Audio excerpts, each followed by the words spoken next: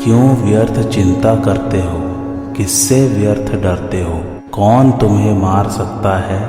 आत्मा न पैदा होती है न मरती है। जो हुआ वह अच्छा ही हुआ, जो हो रहा है वह अच्छा ही हो रहा है, जो होगा वह भी अच्छा ही होगा। तुम भूत का पश्चाताप न करो, भविष्य की चिंता न करो। वर्तमान चल रहा है, वर्तमान में रहकर जीवन जीना ही सार्थक है।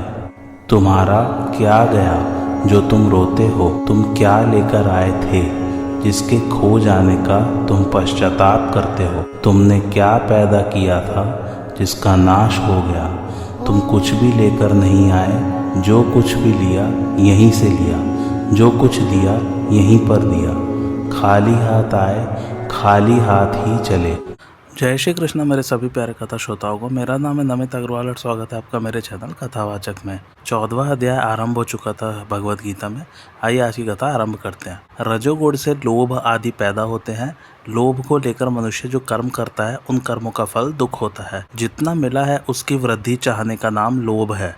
लोभ के दो रूप हैं, उचित खर्च न करना और अनुचित रीति से संग्रह करना। उचित कामों में धन खर्च न करने से, उससे जी चुराने से मनुष्य के मन में अशांति हलचल रहती है और अनुचित रीति से अर्थात झूठ कपट आदि से धन का संग्रह करने से पाप बनते हैं, जिससे नरकों में तथा 84 लाख योनियों में दुख भोगना पड़ता है। इस दृष्टि से राजस कर्मों का फल दुख होता है। तमोगुण से प्रमाद, मोह और अज्ञान पैदा होता है। इन तीनों के बुद्धि में आने से विवेक विरुद्ध काम होते हैं, जिससे अज्ञान ही बढ़ता है, दृढ़ होता है। यहाँ तो तमोगुण से अज्ञान का पैदा होना बताया है और अज्ञान से तमोगुण का पैदा होना पहले बताया गया है। इसका तात्पर्य यह है कि जैसे वृक्ष से बीज पैदा होते हैं और उन बीजों से आगे बहुत से वृक्ष पैदा होते हैं, ऐसे ही तमोगुण से अज्ञान पैदा होता है और अज्ञान से तमोगुण बढ़ता है, पुष्ट होता है। पहले भगवान ने प्रमाद, आलस्य और निद्रा ये 3 बताए, परंतु यहाँ प्रमाद तो बताया पर निद्रा नहीं बताई। इससे यह सिद्ध होता है कि आवश्यक निद्रा तमोगुणी नहीं है और निषिद्ध भी नहीं है तथा बांधने वाली भी नहीं है। कारण कि शरीर के लिए आवश्यक निद्रा तो सात्विक पुरुष को भी आती है और गुणातीत पुरुष को भी। वास्तव में अधिक निद्रा ही बांधने वाली निषिद्ध और तमोगुणी है, क्योंकि अधिक निद्रा से शरीर में आलस्य बढ़ता है, पड़े रहने का ही मन करता है, बहुत समय बर्बाद हो जाता है। यह जीव साक्षात परमात्मा का अंश होते हुए भी जब प्रकृति के साथ संबंध जोड़ लेता है, तब इसका प्रकृतिजन्य गुणों के साथ संबंध जुड़ जाता है। फिर गुणों के अनुसार उसके अंतःकरण में वृत्तियां पैदा होती है।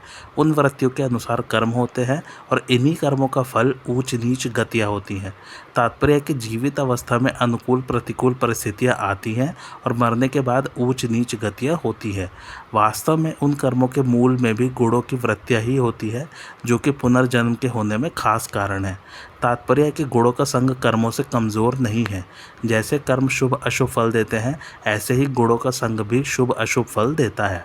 इसलिए इस प्रकरण में पहले गुणों की तात्कालिक वृत्तियों के बढ़ने का फल बताया और जीवित अवस्था में जो परिस्थितियाँ आती है उनको बताया तथा आगे गुणों की स्थायी वृत्तियों का फल बताएंगे। अतः वृत्तियों और कर्मों के होने में गुण ही मुख्य है। इस पूरे प्रकरण में गुणों की मुख्य बात इसी श्लोक में कही गई है। जिसका उद्देश्य संसार नहीं है प्रत्युत परमात्मा है, वह साधारण मनुष्यों की तरह प्रकृति में स्थित नहीं है। अतः उसमें प्रकृति जन्य गुणों की परवशता नहीं रहती और साधन करते करते आगे चलकर जब अहमता परिवर्तित होकर लक्ष्य की दृढ़ता हो जाती है, तब उसको अपने स्वतः सिद्ध गुणातीत स्वरूप का अनुभव हो जाता है। इसी का नाम बोध है। इस तरह यह पूरा अध्याय गुणों से अतीत स्वतः सिद्ध स्वरूप का अनुभव करने के लिए ही कहा गया है। ज्ञान सत्व गुण से प्रकट होता है और संग न करने पर बढ़ते बढ़ते तत्वबोध तक चला जाता है, अर्थात तत्वबोध में परिणत हो जाता है।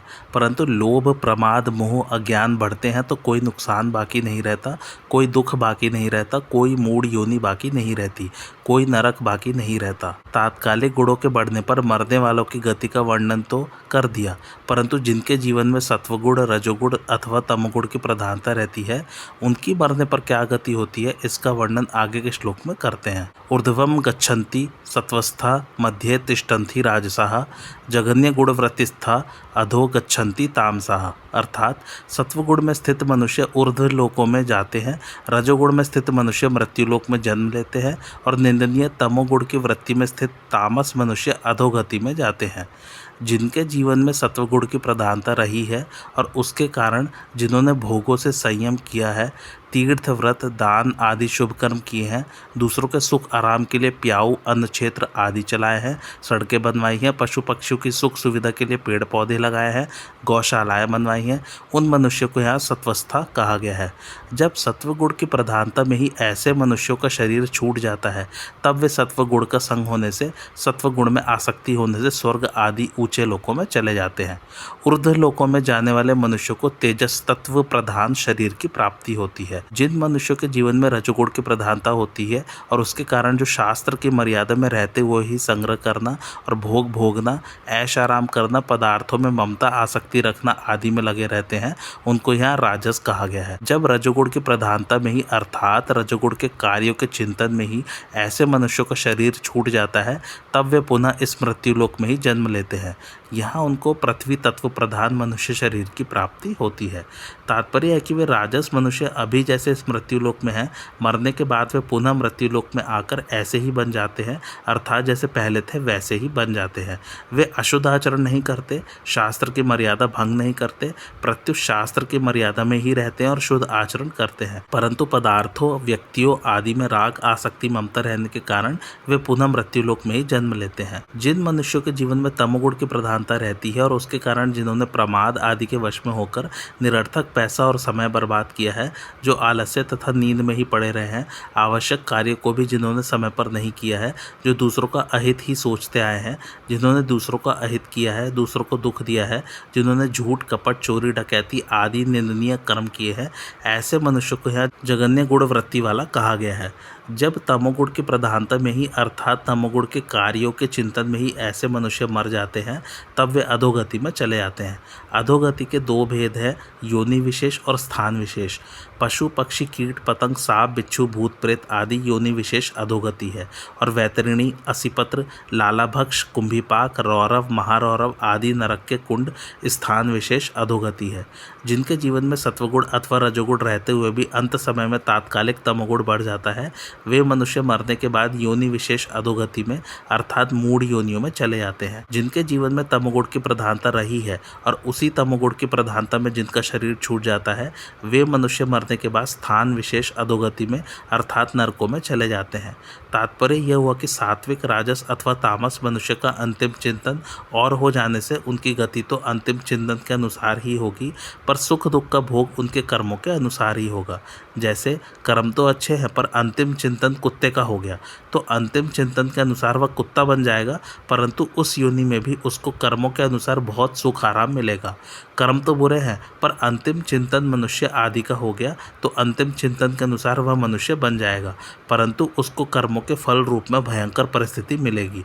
उसके शरीर में रोग ही रोग रहेंगे, खाने के लिए अन्न, पीने के लिए जल और पहनने के लिए कपड़ा भी कठिनाई से मिलेगा। सात्विक गुण को बढ़ाने के लिए साधक सत शास्त्रों के पढ़ने में लगा रहे, खाना पीना भी सात्विक करे, राजस तामस खान पान न करे, सात्विक श्रेष्ठ मनुष्यों का ही संग करे, उन्हीं के सानिध्य में रहे, उनके कहे अनुसार साधन करे, शुद्ध पवित्र तीर्थ आदि स्थानों का सेवन करे, जहाँ कोलाहल होता हो ऐसे राजस स्थानों का और जहाँ अंडा मांस मदिरा बिकती हो ऐसे तामस स्थानों का सेवन न करे। प्रातः काल और सायकाल का समय सात्विक माना जाता है, अतः इस सात्विक समय का विशेषता से सदुपयोग करे, अर्थात इसे भजन ध्यान आदि में लगाए। शास्त्र वेद शुभ कर्म ही करे, निषिद्ध कर्म कभी न करे, राजस तामस कर्म कभी न करे। जो जिस वर्ण आश्रम में स्थित है उसी में अपने अपने कर्तव्य का ठीक तरह से पालन करे, ध्यान भगवान का ही करे, मंत्र भी सात्विक ही जपे। इस प्रकार सब कुछ सात्विक करने से पुराने संस्कार मिट जाते हैं और सात्विक संस्कार बढ़ जाते हैं। श्रीमद् भागवत में गुणों को बढ़ाने वाले 10 हेतु बताए गए हैं। शास्त्र, खान पान, संग, स्थान, समय, कर्म, जन्म, ध्यान, मंत्र और संस्कार, ये 10 वस्तुएं यदि सात्विक हो तो सत्वगुण की, राजसी हो तो रजोगुण की और तामसी हो तो तमोगुण की वृद्धि करती हैं। अंत समय में रजोगुण की तात्कालिक वृत्ति के बढ़ने पर मरने वाला मनुष्य मनुष्य लोक में जन्म लेता है और रजोगुण की प्रधानता वाला मनुष्य मरकर फिर इस मनुष्य लोक में ही आता है। इन दोनों बातों से यही सिद्ध होता है कि इस मनुष्य लोक के सभी मनुष्य रजोगुण वाले ही होते हैं, सत्वगुण और तमोगुण इनमें नहीं होता। अगर वास्तव में ऐसी ही बात है तो फिर फिर सत्वगुण की तात्कालिक वृत्ति के बढ़ने पर मरने वाला और सत्वगुण में स्थित रहने वाला मनुष्य ऊंचे लोकों में जाता है, तथा तमोगुण की तात्कालिक वृत्ति के बढ़ने पर मरने वाला और तमोगुण में स्थित रहने वाला मनुष्य अधोगति में जाता है। सत्व, रज और तम ये तीनों गुण अविनाशी देही को देह में बांध देते हैं। यह सारा संसार तीनों गुणों से मोहित है। सात्विक, राजस और तामस ये 3 प्रकार के कर्ता कहे जाते हैं। यह संपूर्ण त्रिलोकी त्रिगुणात्मक है। आदि बातें भगवान ने कैसे कही हैं? इस शंका का समाधान यह है कि ऊर्ध गति में सत्वगुण की प्रधानता तो है, पर साथ में रजोगुण तमोगुण भी रहते हैं। इसलिए देवताओं के भी सात्विक, राजस और तामस स्वभाव होते हैं। अतः सत्वगुण की प्रधानता होने पर भी उसमें अवान्तर भेद रहते हैं। ऐसे ही मध्य गति में रजोगुण की प्रधानता होने पर भी साथ में सत्वगुण तमोगुण रहते हैं। इसलिए मनुष्यों के भी सात्विक, राजस और तामस स्वभाव होते हैं। अधोगति में तमोगुण की प्रधानता है, पर साथ में सत्वगुण रजोगुण भी रहते हैं। इसलिए पशु पक्षी आदि में तथा भूत प्रेत, गुहाक आदि में और नरकों के प्राणियों में भी भिन्न भिन्न स्वभाव होता है। कई सौम्य स्वभाव के होते हैं, कई मध्यम स्वभाव के होते हैं और कई क्रूर स्वभाव के होते हैं। तात्पर्य है कि जहाँ किसी भी गुण के साथ संबंध है वहाँ तीनों गुण रहेंगे ही। इसलिए भगवान ने कहा है कि त्रिलोकी में ऐसा कोई भी प्राणी नहीं है जो तीनों गुणों से रहित हो। ऊर्ध्व गति में सत्वगुण की प्रधानता, रजोगुण की गौड़ता और तमोगुण की अत्यंत गौड़ता रहती है। मध्य गति में रजोगुण की प्रधानता, सत्वगुण की गौड़ता और तमोगुण की अत्यंत गौड़ता रहती है। अधोगति में तमोगुण की प्रधानता, रजोगुण की गौड़ता और सत्वगुण की अत्यंत गौड़ता रहती है। तात्पर्य है कि सत्व, रज और तम तीनों गुणों की प्रधानता वालों में भी अधिक, मध्यम और कनिष्ठ मात्रा में प्रत्येक गुण रहता है। इस तरह गुणों के सैकड़ों हजारों सूक्ष्म भेद हो जाते हैं। अतः गुणों के तारतम्य से प्रत्येक प्राणी का अलग अलग स्वभाव होता है। जैसे भगवान के द्वारा सात्विक, राजस और तामस कार्य होते हुए भी वे गुणातीत ही रहते हैं, ऐसे ही गुणातीत महापुरुष के अपने कहलाने वाले अंतःकरण में सात्विक, राजस और तामस वृत्तियों के आने पर भी वह गुणातीत ही रहता है। अतः भगवान की उपासना करना और गुणातीत महापुरुष का संग करना, ये दोनों ही निर्गुण होने से साधक को गुणातीत करने वाले हैं। तमोगुण थोड़ा बढ़ने पर मनुष्य मूढ़ योनियों में जाता है और ज्यादा बढ़ने पर नरकों में जाता है। प्रकृति के कार्य गुणों का परिचय देकर अब आगे के 2 श्लोकों में स्वयं को तीनों गुणों से अतीत अनुभव करने का वर्णन करते हैं। नान्यम गुणेभ्यः कर्तारम यदा दृष्टानुपश्यति गुणेभ्यश्च परम वेत्ति मद्भावम सोधिगच्छति। अर्थात जब विवेकी मनुष्य तीनों गुणों के सिवाय अन्य किसी को करता नहीं देखता और अपने को गुणों से पर अनुभव करता है, तब वह मेरे सत्स्वरूप को प्राप्त हो जाता है। भावार्थ, गुणों के सिवाय अन्य कोई करता है ही नहीं, अर्थात संपूर्ण क्रियाएं गुणों से ही हो रही है, संपूर्ण परिवर्तन गुणों में ही हो रहा है। तात्पर्य है कि संपूर्ण क्रियाओं और परिवर्तनों में गुण ही कारण है और कोई कारण नहीं है। वे गुण जिससे प्रकाशित होते हैं वह तत्व गुणों से पर है। गुणों से पर होने से वह कभी गुणों से लिप्त नहीं होता, अर्थात गुणों और क्रियाओं का उस पर कोई असर नहीं पड़ता।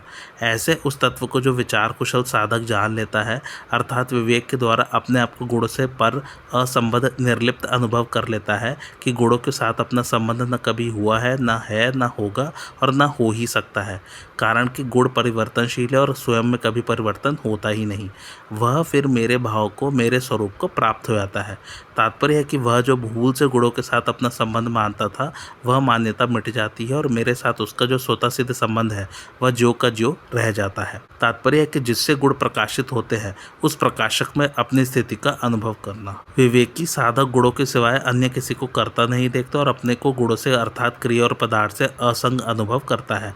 क्रिया और पदार्थ से असंग अनुभव करने पर वह योगारूढ़ हो जाता है। योगारूढ़ होने से शांति की प्राप्ति होती है और उस शांति में न अटकने से परमात्मा की प्राप्ति होती है। गुणा नेता नतित्य त्रीन देही देह समुद्भवान जन्म मृत्यु जरा दुखैर विमुक्तो मृतमश्नुते। अर्थात देहधारी विवेकी मनुष्य देह को उत्पन्न करने वाले इन तीनों गुणों का अतिक्रमण करके जन्म, मृत्यु और वृद्धावस्था रूप दुखों से रहित हुआ अमरता का अनुभव करता है।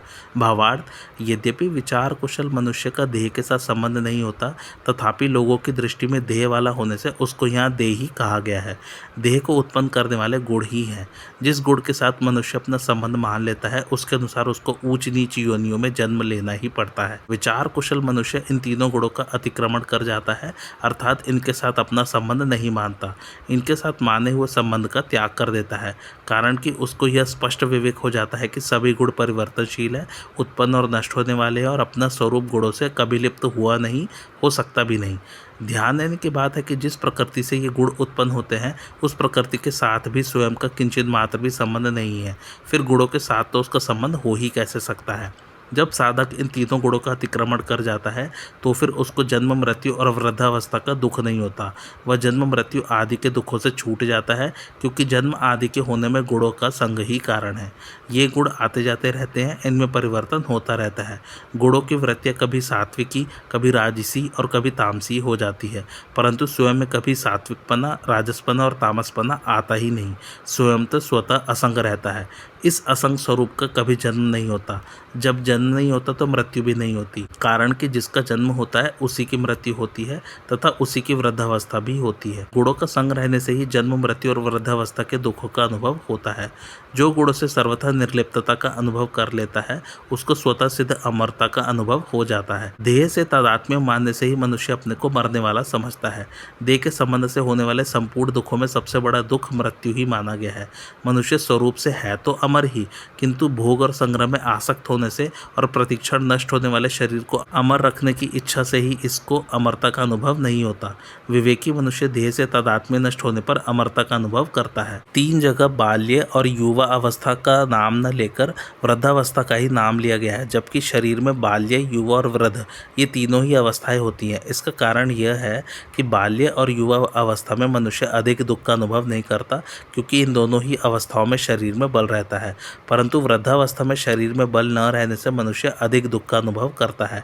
ऐसे ही जब मनुष्य के प्राण छूटते हैं तब वह भयंकर दुख का अनुभव करता है, परंतु जो तीनों गुणों का अतिक्रमण कर जाता है वह सदा के लिए जन्म, मृत्यु और वृद्धावस्था के दुखों से मुक्त हो जाता है। इस मनुष्य शरीर में रहते हुए जिसको बोध हो जाता है उसका फिर जन्म होने का तो प्रश्न ही पैदा नहीं होता। हाँ, उसके अपने कहलाने वाले शरीर के रहते हुए वृद्धावस्था और मृत्यु तो आएगी ही, पर उसको वृद्धावस्था और मृत्यु का दुख नहीं होगा। वर्तमान में शरीर के साथ स्वयं की एकता मानने से ही पुनर्जन्म होता है और शरीर में होने वाले जरा, व्याधि आदि के दुखों को जीव अपने में मान लेता है। शरीर गुणों के संग से उत्पन्न होता है। देह के उत्पादक गुणों से रहित होने के कारण गुणातीत महापुरुष देह के संबंध से होने वाले सभी दुखों से मुक्त हो जाता है। अतः प्रत्येक मनुष्य को मृत्यु से पहले पहले अपने गुणातीत स्वरूप का अनुभव कर लेना चाहिए।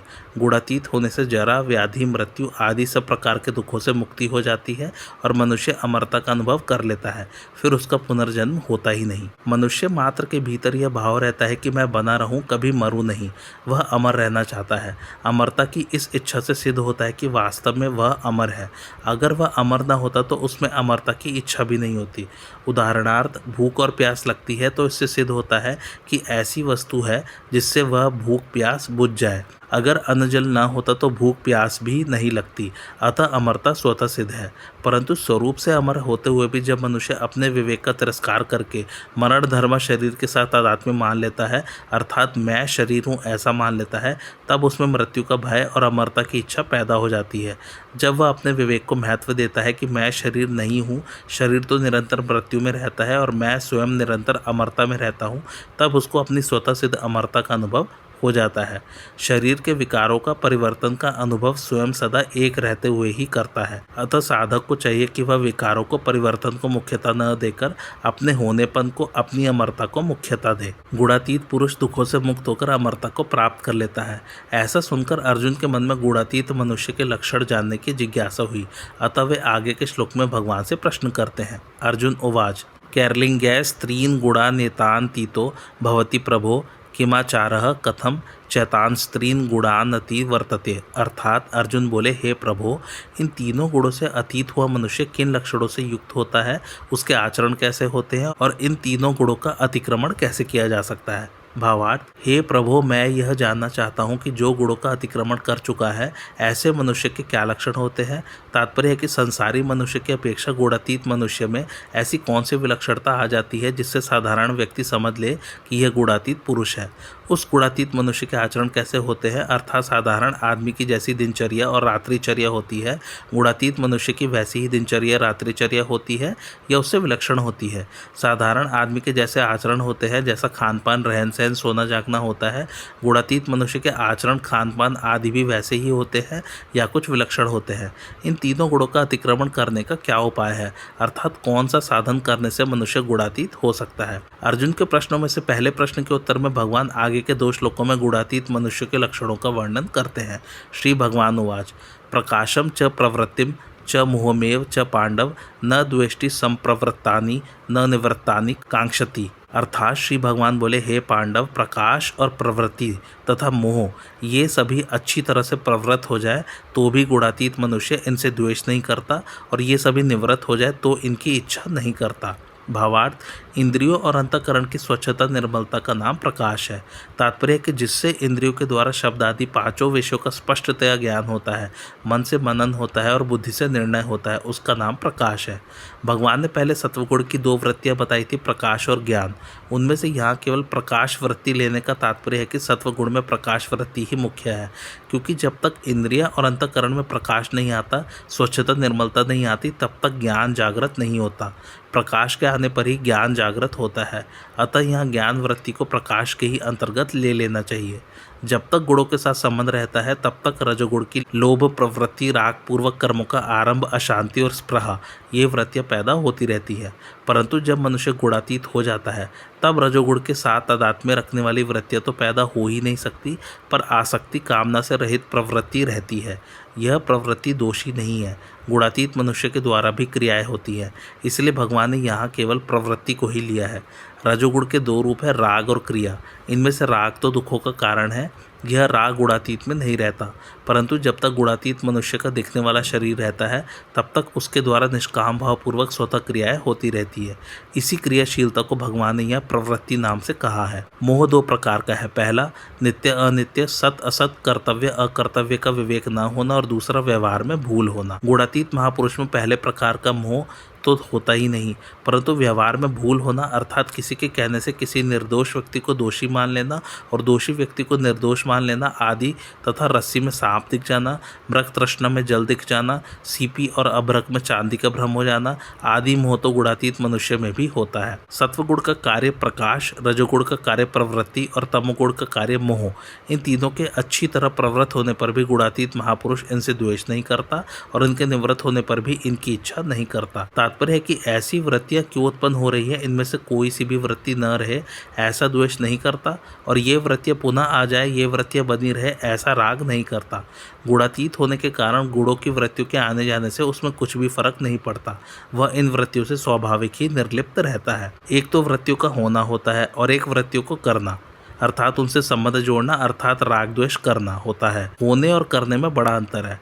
होना समष्टिगत होता है और करना व्यक्तिगत होता है। संसार में जो होता है उसकी जिम्मेवारी हमारे पर नहीं होती, जो हम करते हैं उसी की जिम्मेवारी हमारे पर होती है। जिस समष्टि शक्ति से संसार मात्र का संचालन होता है उसी शक्ति से हमारे शरीर, इंद्रिय, मन, बुद्धि जो कि संसार के ही अंश है का उनका भी संचालन होता है। जब संसार में होने वाली क्रियाओं के गुण दोष हमें नहीं लगते तब शरीर आदि में होने वाली क्रियाओं के गुण दोष हमें लग ही कैसे सकते हैं। परंतु जब स्वतः होने वाली क्रियाओं में से कुछ क्रियाओं के साथ मनुष्य राग द्वेष पूर्वक अपना संबंध जोड़ लेता है, अर्थात उनका कर्ता बन जाता है, तब उनका फल उसको ही भोगना पड़ता है। इसलिए अंतःकरण में सत्व, रज और तम इन तीनों गुणों से होने वाली अच्छी बुरी वृत्तियों से साधक को राग द्वेष नहीं करना चाहिए, अर्थात उनसे अपना संबंध नहीं जोड़ना चाहिए। वृत्तियां एक समान किसी की भी नहीं रहती। तीनों गुणों की वृत्तियां तो गुणातीत महापुरुष के अंतःकरण में भी होती है, पर उसका उन वृत्तियों से राग द्वेष नहीं होता। वृत्तियां आप से आप आती और चली जाती है। गुणातीत महापुरुष की दृष्टि उधर जाती ही नहीं, क्योंकि उसकी दृष्टि में एक परमात्मा तत्व के सिवाय और कुछ रहता ही नहीं। देखना और दिखना दोनों में बड़ा फर्क है। देखना करने के अंतर्गत होता है और दिखना होने के अंतर्गत होता है। दोष देखने में होता है, दिखने में नहीं। अतः साधक को यदि अंतःकरण में खराब से खराब वृत्ति भी दिख जाए तो भी उसको घबराना नहीं चाहिए। अपने आप दिखने वाली वृत्तियों से राग द्वेष करना, अर्थात उनके अनुसार अपनी स्थिति मानना ही उनको देखना है। साधक से भूल यही होती है कि वह दिखने वाली वस्तु को देखने लग जाता है और फंस जाता है। भगवान राम कहते हैं, साधक को गहराई से विचार करना चाहिए कि वृत्तियाँ तो उत्पन्न और नष्ट होती रहती है, पर स्वयं सदा ज्यों का त्यों रहता है। वृत्तियों में होने वाले परिवर्तन को देखने वाला स्वरूप परिवर्तन रहित है, कारण कि परिवर्तनशील को परिवर्तनशील नहीं देख सकता, प्रत्युत परिवर्तन रहित ही परिवर्तनशील को देख सकता है। इससे सिद्ध होता है कि स्वरूप वृत्तियों से अलग है। परिवर्तनशील गुणों के साथ अपना संबंध मान लेने से ही गुणों में होने वाली वृत्तियां अपने में प्रतीत होती हैं। अतः साधक को आने जाने वाली वृत्तियों के साथ मिलकर अपने वास्तविक स्वरूप से विचलित नहीं होना चाहिए। चाहे जैसी वृत्तियां आए उनसे राजी नाराज नहीं होना चाहिए, उनके साथ अपनी एकता नहीं माननी चाहिए। सदा एकरस रहने वाले गुणों से सर्वथा निर्लिप्त, निर्विकार एवं अविनाशी अपने स्वरूप को न देखकर परिवर्तनशील, विकारी एवं विनाशी वृत्तियों को देखना साधक के लिए महान बाधक है। गुणातीत मनुष्य में अनुकूलता बनी रहे, प्रतिकूलता चली जाए, ऐसी इच्छा नहीं होती। निर्विकारता का अनुभव होने पर उसको अनुकूलता प्रतिकूलता का ज्ञान तो होता है, पर स्वयं पर उनका असर नहीं पड़ता। अंतःकरण में वृत्तियां बदलती हैं, पर स्वयं उनसे निर्लिप्त रहता है। साधक पर भी वृत्तियों का असर नहीं पड़ना चाहिए, क्योंकि गुणातीत मनुष्य साधक का आदर्श होता है, साधक उसका अनुयायी होता है। साधक मात्र के लिए यह आवश्यक है कि वह देह का धर्म अपने में न माने। वृत्तियां अंतःकरण में है, अपने में नहीं है। अतः साधक वृत्ति को न अच्छा माने, न बुरा माने और न अपने में माने, कारण कि वृत्तियाँ तो आने जाने वाली है, पर स्वयं निरंतर रहने वाला है। अगर वृत्तियाँ हमारे में होती तो जब तक हम रहते तब तक वृत्तियाँ भी रहती, परंतु यह सबका अनुभव है कि हम तो निरंतर रहते हैं, पर वृत्तियाँ आती जाती रहती हैं।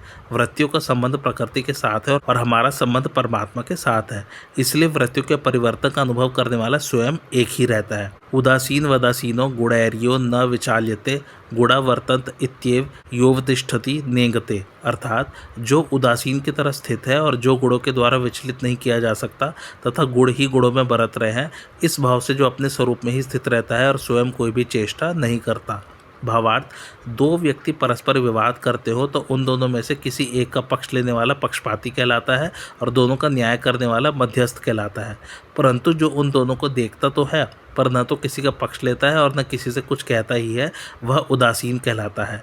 ऐसे ही संसार और परमात्मा दोनों को देखने से गुणातीत मनुष्य उदासीन की तरह दिखता है। वास्तव में देखा जाए तो संसार की स्वतंत्र सत्ता है ही नहीं, सत्स्वरूप परमात्मा की सत्ता से ही संसार सत्ता वाला दिख रहा है। अतः जब गुणातीत मनुष्य की दृष्टि में संसार की सत्ता है ही नहीं, केवल एक परमात्मा की सत्ता ही है, तो फिर वह उदासीन किससे हो। परंतु जिनकी दृष्टि में संसार और परमात्मा की सत्ता है, ऐसे लोगों की दृष्टि में वह गुणातीत मनुष्य उदासीन की तरह दिखता है। उसके कहलाने वाले अंतःकरण में सत्व, रज और तम, इन गुणों की वृत्तियाँ तो आती है, पर वह इनसे विचलित नहीं होता। तात्पर्य है कि जैसे अपने सिवाय दूसरों के अंतःकरण में गुणों की वृत्ति आने पर अपने में कुछ भी फर्क नहीं पड़ता, ऐसे ही उसके कहलाने वाले अंतःकरण में गुणों की वृत्ति आने पर उसमें कुछ भी फर्क नहीं पड़ता, अर्थात वह उन वृत्तियों के द्वारा विचलित नहीं किया जा सकता, कारण कि उसके कहे जाने वाले अंतःकरण में अंतःकरण सहित संपूर्ण संसार का अत्यंत अभाव एवं परमात्म तत्व का भाव निरंतर स्वतः स्वाभाविक जागृत रहता है। गुण ही गुणों में बरत रहे हैं, अर्थात गुणों में ही संपूर्ण क्रियाएं हो रही हैं, ऐसा समझकर वह अपने स्वरूप में निर्विकार रूप से स्थित रहता है। तात्पर्य है कि गुणातीत पुरुष खुद कुछ भी चेष्टा नहीं करता, कारण कि अविनाशी शुद्ध स्वरूप में कभी कोई क्रिया होती ही नहीं। गुणातीत महापुरुष स्वतः स्वाभाविक अचल में रहता है, वह न तो स्वयं विचलित होता है और न किसी से विचलित किया जा सकता है। करना, होना और है, ये तीन विभाग है। करना होने में और होना है में बदल जाए तो अहंकार सर्वथा नष्ट हो जाता है। जिसके अंतःकरण में क्रिया और पदार्थ का महत्व है, ऐसा संसारी मनुष्य मानता है कि मैं क्रिया कर रहा हूँ। जो कर्ता बनता है उसको भोक्ता बनना ही पड़ता है। जिसमें विवेक की प्रधानता है, ऐसा साधक अनुभव करता है कि क्रिया हो रही है, अर्थात मैं कुछ भी नहीं करता हूँ। परंतु जिसको तत्वज्ञान हो गया है, ऐसा सिद्ध महापुरुष केवल सत्ता तथा ज्ञप्ति मात्र का ही अनुभव करता है। वह चिन्मय सत्ता संपूर्ण क्रियाओं में ज्यों की त्यों परिपूर्ण है। क्रियाओं का तो अंत हो जाता है, पर चिन्मय सत्ता ज्यों की त्यों रहती है। महापुरुष की दृष्टि क्रियाओं पर न रहकर स्वतः एकमात्र चिन्मय सत्ता पर ही रहती है। अर्जुन ने दूसरे प्रश्न के रूप में गुणातीत मनुष्य के आचरण पूछे थे, इसका उत्तर अब आगे के 2 श्लोकों में देते हैं। सम दुख सुख स्वस्थ समलोष्टाश्म कांचन तुल्य प्रिया प्रियो धीरस्तुल्य निंदात्म संस्तुति मानाप मान्योस्तुल्यस्तुल्यो मित्रारि पक्षे हो सर्वारंभ परित्यागी गुणातीतः स उच्यते, अर्थात जो धीर मनुष्य दुख सुख में सम तथा अपने स्वरूप में स्थित रहता है, जो मिट्टी के ढेले, पत्थर और सोने में सम रहता है, जो प्रिय अप्रिय में सम रहता है, जो अपनी निंदा स्तुति में सम रहता है, जो मान अपमान में सम रहता है, जो मित्र शत्रु के पक्ष में सम रहता है और जो संपूर्ण कर्मों के आरंभ का त्यागी है, वह मनुष्य गुणातीत कहा जाता है। भावार्थ, नित्य अनित्य सार असार आदि के तत्व को जानकर स्वतः सिद्ध स्वरूप में स्थित होने से गुणातीत मनुष्य धैर्यवान कहलाता है। पूर्व कर्मों के अनुसार आने वाली अनुकूल प्रतिकूल परिस्थिति का नाम सुख दुख है, अर्थात प्रारब्ध के अनुसार शरीर इंद्रियों आदि के अनुकूल परिस्थिति को सुख कहते हैं और शरीर इंद्रियों आदि के प्रतिकूल परिस्थिति को दुख कहते हैं। गुणातीत मनुष्य इन दोनों में सम रहता है। तात्पर्य है कि सुख दुख रूप बाह्य परिस्थितियां उसके कहे जाने वाले अंतःकरण में विकार पैदा नहीं कर सकती, उसको सुखी दुखी नहीं कर सकती। स्वरूप में सुख दुख है ही नहीं, स्वरूप से तो सुख दुख प्रकाशित होते हैं। अतः गुणातीत मनुष्य आने जाने वाले सुख दुख का भोक्ता नहीं बनता, प्रत्युत अपने नित्य निरंतर रहने वाले स्वरूप में स्थिर रहता है। उसका मिट्टी के ढेले, पत्थर और स्वर्ण में न तो आकर्षण होता है और न विकर्षण होता है, परंतु व्यवहार में वह ढेले को ढेले की जगह रखता है, पत्थर को पत्थर की जगह रखता है और स्वर्ण को स्वर्ण की जगह तिजोरी आदि में रखता है। तात्पर्य है कि यद्यपि उनकी प्राप्ति अप्राप्ति में उसको हर्ष शोक नहीं होते, वह सम रहता है, तथापि उनसे व्यवहार तो यथा योग्य ही करता है। ढेले, पत्थर और स्वर्ण का ज्ञान न होना समता नहीं कहलाती। समता वही है कि इन तीनों का ज्ञान होते हुए भी इनमें राग द्वेष न हो। ज्ञान कभी दोषी नहीं होता, विकार ही दोषी होते हैं। क्रियमाण कर्मों की सिद्धि असिद्धि में अर्थात उनके तात्कालिक फल की प्राप्ति अप्राप्ति में भी वह सम रहता है। निंदा और स्तुति में नाम की मुख्यता होती है। गुणातीत मनुष्य का नाम के साथ कोई संबंध नहीं रहता, अतः कोई निंदा करे तो उसके चित्त में खिन्नता नहीं होती और कोई स्तुति करे तो उसके चित्त में प्रसन्नता नहीं होती। इसी प्रकार निंदा करने वालों के प्रति उसका द्वेष नहीं होता और स्तुति करने वालों के प्रति उसका राग नहीं होता। साधारण मनुष्यों की यह एक आदत बन जाती है कि उनको अपनी निंदा बुरी लगती है और स्तुति अच्छी लगती है, परंतु जो गुणों से ऊंचे उठ जाते हैं उनको निंदा स्तुति का ज्ञान तो होता है और वे बर्ताव भी सबके साथ यथोचित ही करते हैं, पर उनमें निंदा स्तुति को लेकर खिन्नता प्रसन्नता नहीं होती, कारण कि वे जिस तत्व में स्थित है वहाँ गुणों वाली प्रकृत निंदा स्तुति पहुँचती ही नहीं। निंदा और स्तुति ये दोनों ही प्रकृत क्रियाएं हैं। उन क्रियाओं से राजी नाराज होना गलती है, कारण कि जिसका जैसा स्वभाव है, जैसी धारणा है, वह उसके अनुसार ही बोलता है। वह हमारे अनुकूल ही बोले, हमारी निंदा न करे, यह न्याय नहीं है, अर्थात उसको बोलने में बाध्य करने का भाव न्याय नहीं है, अन्याय है। दूसरों पर हमारा क्या अधिकार है कि तुम हमारी निंदा मत करो, हमारी स्तुति ही करो। दूसरी बात, कोई निंदा करता है तो उसमें साधक को प्रसन्न होना चाहिए कि इससे मेरे पाप कट रहे हैं, मैं शुद्ध हो रहा हूँ। अगर कोई हमारी प्रशंसा करता है तो उससे हमारे पुण्य नष्ट होते हैं। अतः प्रशंसा में राजी नहीं होना चाहिए, क्योंकि राजी होने में खतरा है। मान और अपमान होने में शरीर की मुख्यता होती है। गुणातीत मनुष्य का शरीर के साथ तादात्म्य नहीं रहता, अतः कोई उसका आदर करे या निरादर करे, मान करे या अपमान करे, इन प्रकृत क्रियाओं का उस पर कोई असर नहीं पड़ता। निंदा स्तुति और मान अपमान, इन दोनों ही प्रकृत क्रियाओं में गुणातीत मनुष्य सम रहता है। इन दोनों प्रकृत क्रियाओं का ज्ञान होना दोषी नहीं है, प्रत्युत निंदा और अपमान में दुखी होना तथा स्तुति और मान में हर्षित होना दोषी है, क्योंकि ये दोनों ही प्रकृति के विकार है। गुणातीत पुरुष को निंदा स्तुति और मान अपमान का ज्ञान तो होता है, पर गुणों से संबंध विच्छेद होने से, नाम और शरीर के साथ तादात्म्य न रहने से वह सुखी दुखी नहीं होता, कारण कि वह जिस तत्व में स्थित है वहाँ ये विकार नहीं है। वह तत्व गुण रहित है, निर्विकार है। वह मित्र और शत्रु के पक्ष में सम रहता है। यद्यपि गुणातीत मनुष्य की दृष्टि में कोई मित्र और शत्रु नहीं होता, तथापि दूसरे लोग अपनी भावना के अनुसार उसे अपना मित्र अथवा शत्रु भी मान सकते हैं। साधारण मनुष्य को भी दूसरे लोग अपनी भावना के अनुसार मित्र या शत्रु मान सकते हैं, किंतु इस बात का पता लगने पर उस मनुष्य पर इसका असर पड़ता है, जिससे उसमें राग द्वेष उत्पन्न हो सकते हैं। परंतु गुणातीत मनुष्य पर इस बात का पता लगने पर भी कोई असर नहीं पड़ता। वस्तुतः मित्र और शत्रु की भावना के कारण ही व्यवहार में पक्षपात होता है। गुणातीत मनुष्य के कहलाने वाले अंतःकरण में मित्र शत्रु की भावना ही नहीं होती, अतः उसके व्यवहार में पक्षपात नहीं होता। एक व्यक्ति उस महापुरुष के साथ मित्रता रखता है और दूसरा व्यक्ति अपने स्वभाववश उस महापुरुष के साथ शत्रुता रखता है। जब उन दोनों व्यक्तियों की किसी बात को लेकर न्याय करने का अवसर आ जाए, तब व्यवहार में वह मित्रता रखने वाले की अपेक्षा शत्रुता रखने वाले का कुछ अधिक पक्ष लेता है। जैसे पदार्थ आदि का बंटवारा करते समय वह मित्रता रखने वाले को कम, अर्थात उतना ही जितना वह प्रसन्नता पूर्वक सहन कर सकता हो, और शत्रुता रखने वाले को कुछ ज़्यादा पदार्थ देता है। यह भी समता ही कहलाती है, क्योंकि अपने पक्ष वालों के साथ न्याय और विपक्ष वालों के साथ उदारता होनी चाहिए। वह महापुरुष संपूर्ण कर्मों के आरंभ का त्यागी होता है। तात्पर्य है कि धन संपत्ति के संग्रह और भोगों के लिए वह किसी तरह का कोई नया कर्म आरंभ नहीं करता। स्वतः प्राप्त परिस्थिति के अनुसार ही उसकी प्रवृत्ति और निवृत्ति होती है, अर्थात क्रियाओं में उसकी प्रवृत्ति कामना, वासना, ममता से रहित होती है और निवृत्ति भी मान बढ़ाई आदि की इच्छा से रहित होती है। महापुरुष की गुणातीत संज्ञा नहीं है, किंतु उसके कहे जाने वाले शरीर अंतःकरण के लक्षणों को लेकर ही उसको गुणातीत कहा जाता है। वास्तव में देखा जाए तो जो गुणातीत है उसके लक्षण नहीं हो सकते, लक्षण तो गुणों से ही होते हैं। अतः जिसके लक्षण होते हैं वह गुणातीत कैसे हो सकता है? परंतु अर्जुन ने भी गुणातीत के ही लक्षण पूछे और भगवान ने भी गुणातीत के ही लक्षण कहे हैं। इसका तात्पर्य यह है कि लोग पहले उस गुणातीत की जिस शरीर और अंतःकरण में स्थिति मानते थे, उसी शरीर और अंतःकरण के लक्षणों को लेकर वे उसमें आरोप करते हैं कि यह गुणातीत मनुष्य है। अतः ये लक्षण गुणातीत मनुष्य को पहचानने के संकेत मात्र हैं। प्रकृति के कार्य गुण है और गुणों के कार्य शरीर, इंद्रिय, मन, बुद्धि है। अतः मन, बुद्धि आदि के द्वारा अपने कारण गुणों का भी पूरा वर्णन नहीं हो सकता, फिर गुणों के भी कारण प्रकृति का वर्णन हो ही कैसे सकता है? जो प्रकृति से भी सर्वथा अतीत है, उसका वर्णन करना तो उन मन, बुद्धि आदि के द्वारा संभव ही नहीं है। वास्तव में गुणातीत के लक्षण स्वरूप में तो होते ही नहीं, किंतु अंतःकरण में मानी हुई अहमता, ममता के नष्ट हो जाने पर उसके कहे जाने वाले अंतःकरण के माध्यम से ही ये लक्षण गुणातीत के लक्षण कहे जाते हैं। यहाँ भगवान ने सुख दुख, प्रिय अप्रिय, निंदा स्तुति और मान अपमान, ये 8 परस्पर विरुद्ध नाम लिए हैं, जिनमें साधारण आदमियों की तो विषमता हो ही जाती है, साधकों की भी कभी कभी विषमता हो जाती है। ऐसे इन 8 कठिन स्थलों में जिसकी समता हो जाती है, उसके लिए अन्य सभी अवस्थाओं में समता रखना सुगम हो जाता है। अतः यहाँ उन्हीं 8 कठिन स्थलों का नाम लेकर भगवान ये बताते हैं कि गुणातीत महापुरुष की इन 8 स्थलों में स्वतः स्वाभाविक समता होती है। गुणातीत मनुष्य की जो स्वतः सिद्ध निर्विकारता है, उसकी जो स्वाभाविक स्थिति है, उसमें अनुकूल प्रतिकूल परिस्थितियों के आने आने का कुछ भी फर्क नहीं पड़ता।